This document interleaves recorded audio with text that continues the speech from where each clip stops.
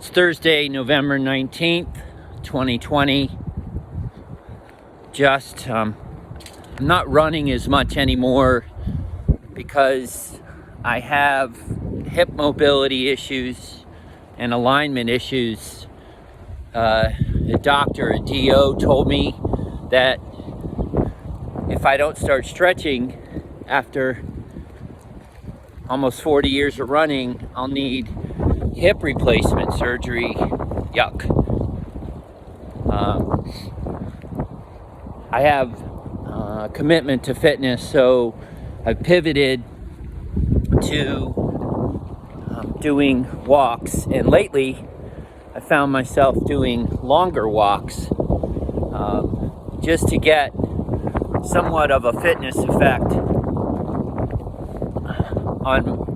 for my that's akin to running, even though it won't measure up. I'm also integrating some new fitness routines that involve some short, high-intensity training, or Tabatas, that get my heart rate up, give me a sense of working hard when I haven't been working as hard in the past. The kind of stuff that running gives me. And then now that the weather has turned cold, it makes it more difficult to cycle. So I'm out for probably be an hour walk. Morning. How are you? Good. I have a couple different routes that I do. One is shorter, 1.5 miles, 2 miles, something like that. Takes me about 20-25 minutes. But I was just reflecting on how important it is to have routines. This coronavirus pandemic has blown up most routines for many of us because of shutdowns, lockdowns. So it's no secret that most of us are working from home, not going to our regular workspaces, not collaborating with colleagues in the same way, not seeing them. I'm a realtor, and we are used to having meetings at our office every other Tuesday. Those are now Zoom meetings. I'm used to going to the office and seeing colleagues and collaborating, talking about what's going on in the market. That doesn't happen anymore. So I think my morning fasted walk and my regular exercise rituals are part of my efforts to have a routine that is offers some stability to my day. My family is pretty much on a similar path. My wife Aylin works out every day. Stepdaughter Ebba works out every day. My daughter Claire also does workouts, yoga. She's working on getting a yoga certification. So incorporating regular fitness is one of the things we can control. Obviously, look, we can't control the pandemic and the lockdowns that come from that.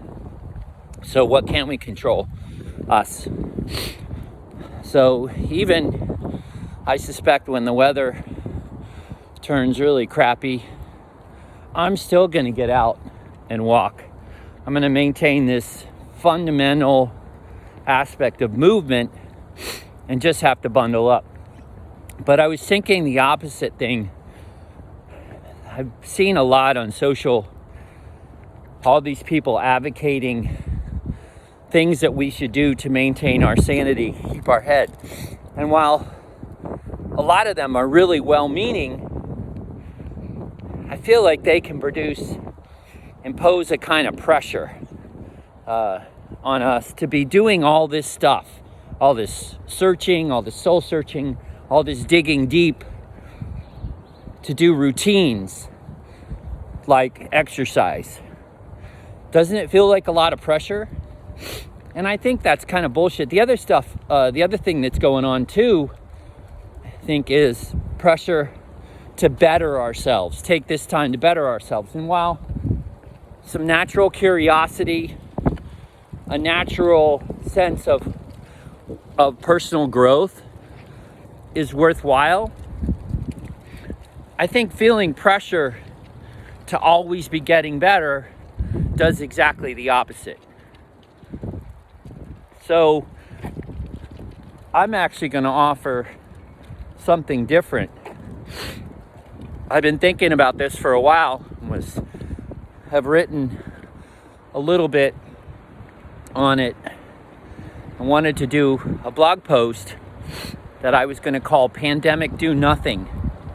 And, you know, all these people who, again, as well-intentioned as they are, telling us to make this time productive so we don't look back and regret it, is, again, well-meaning.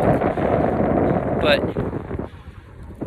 I don't know about you, but having a sense of pressure that I have to do something because others are telling me has the opposite effect. So I think it's up to every individual to use the resources at hand to do what they want to do and feel that's right. Seek those sympathetic people, those people who are empathetic to others. And whatever your struggle is, it's your struggle. It's your challenge. And look, I have days that I'm not motivated. I have things I need to do. I have podcasts I need to put together, guests to get going, bills to pay, workouts to do, things I want to do to make my days better. But when I start stacking them on to one another, it begins to be not fun. It begins to be just more pressure. And what I found is that it's worthwhile every so often stepping back and deciding what's really important to me. You know, one of the gifts, I'd have to say, of the coronavirus, the pandemic lockdown, and this might be just a gift to me and not to you, is that it's slowed things down. Since March, I've had the opportunity several times in those sort of aha moments where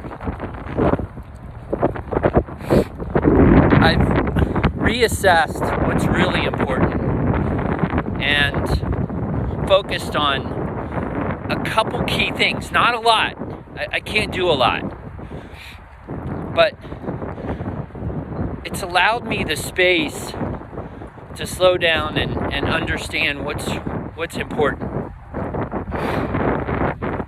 This might be rambling on, I apologize for that, but I just wanted to reach out to anybody who might watch this and say, you know, we're all on our own paths, and because of things like this, our iPhones, which are constantly with us, we have this opportunity to surf all these sources. The world has become a library, or actually the library is now in this iPhone. So as you're surfing, it's like this. It's like going to a buffet, which obviously we can't do, or let's say a salad bar, because that's healthier. It's like going to a salad bar and piling every fucking vegetable on the salad bar that you can get onto your plate and stacking it way high. Is that salad any better because you have 44 ingredients on it instead of 5? I don't think so. So as you go out your day, I think having a sense of what's really important to you and being very deliberate. There's nothing wrong with starting a video of someone who's offering some insights into something and then deciding, okay, this really isn't for me, or I can't use this now, and moving on. There's so much content that it can feel like drinking from a water hose, to use a cliche, and you don't have to.